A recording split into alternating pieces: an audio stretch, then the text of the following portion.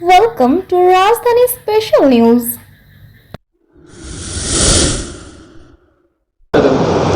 ମୁଁ military veteran Ranjan କର ଜଣେ ହ୍ୟୁମାନ୍ ରାଇଟ୍ସ ଡିଫେଣ୍ଡର ଆଉ ଆର୍ଟିଆଇ ଆକ୍ଟିଭିଷ୍ଟ ଏବଂ ସୋସିଆଲ ସେକ୍ଟରରେ ବି କାମ କରୁଛି। ତ ଆଜି ଯେଉଁ ଆମେ ମିଟିଂ ଥିଲା ଆମର ଯେଉଁ ଓଡ଼ିଶାରେ କିମ୍ବା ଭାରତରେ ଏବଂ ବିଶ୍ୱ ପ୍ରତି ବିଭିନ୍ନ ପ୍ରକାର ଯେଉଁ ଆମର ସଂସାଧନ ଅଛି ଜଳ ଜଙ୍ଗଲ ଜମିନ ଏସବୁର କିଛି ମୁଷ୍ଟିମେୟ ବ୍ୟକ୍ତି ପୁଞ୍ଜିପତିମାନେ ରାଜନୈତିକ ବ୍ୟକ୍ତିମାନଙ୍କ ଦ୍ୱାରା ଧୀରେ ଧୀରେ ତାକୁ ଉପରେ କବ୍ଜା କରିବାକୁ ଚେଷ୍ଟା କରିଛନ୍ତି। ଯେମିତି ଆପଣ ଦେଖିଛନ୍ତି ବିଗତ ଦିନରେ ବିସ୍ଲେରୀ ୱାଟର କେହି କିଣୁନଥିଲେ, ଆଜି ସମସ୍ତେ ବାଧ୍ୟ ହୋଇଛନ୍ତି ବିସ୍ଲେରୀ ୱାଟର କିଣିବା ପାଇଁ।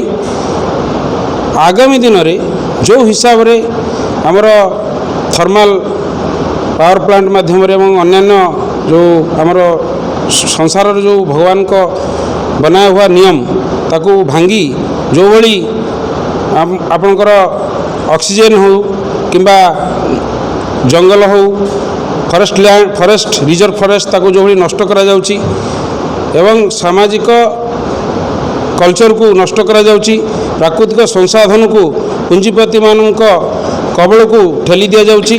ଏସବୁ କେମିତି ବଞ୍ଚିବ? ଆଗାମୀ ଦିନରେ ଏ ମଣିଷ ଯେଉଁଭଳି ମତିଭ୍ରମ ହେଇ ସମସ୍ତ ପଶୁ ଏବଂ ଜୀବଜଗତ ପାଇଁ ଗୋଟେ ଆଜି ଆପଣ କହିପାରିବେ ଗୋଟେ ରାକ୍ଷସ ସାଜି ଚାଲିଛି।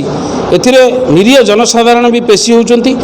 ଆଉ ଏଥିରେ ମୁଖ୍ୟତଃ କେବଳ ଯେଉଁ ପୁଞ୍ଜିପତିମାନେ ଆପଣଙ୍କର bill Gates, Elon Musk, Adani, Ambani ଆଉ ଏମାନଙ୍କର ନ୍ୟସ୍ତ ସ୍ୱାର୍ଥ ପାଇଁ ରାଜନୈତିକ ଲୋକମାନେ କାର୍ଯ୍ୟ କରୁଛନ୍ତି ଏବଂ କାର୍ଯ୍ୟ କରିବା ପାଇଁ ବାଧ୍ୟ।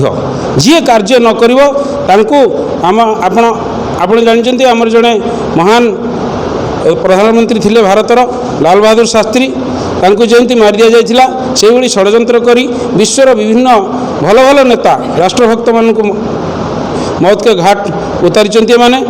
ଆଉ ତେଣୁ ଆମର ମୁଖ୍ୟତଃ ଏଠି ସର୍ଟଲି କହିବି କନକ୍ଲୁଜନ୍, ସେଇ ଅଟଳ ବିହାରୀ ବାଜପେୟୀଙ୍କ ପରି ସେଇ ଲାଲ ବାହାଦୁର ଶାସ୍ତ୍ରୀଙ୍କ ପରି ଜଣେ ରାଜନେତା ଆଜି ଆବଶ୍ୟକତା କରୁଛି ଦେଶ।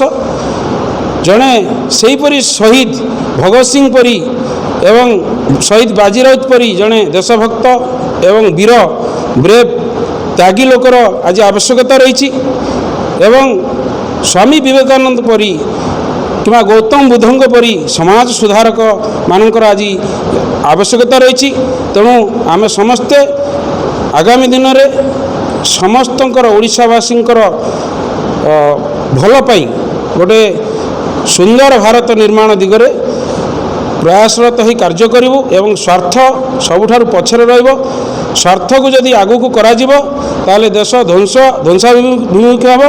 ଏବଂ ଏହା ହେଉଛି ଆଜିର ଯେଉଁ ଆମର ଯେଉଁ ଆସିଛନ୍ତି ସମସ୍ତେ ଜଣେ ଜଣେ ରାଷ୍ଟ୍ରଭକ୍ତ ଏବଂ ଦେଶ ପାଇଁ ତାଙ୍କ ଅନ୍ତର କାନ୍ଦୁଛି।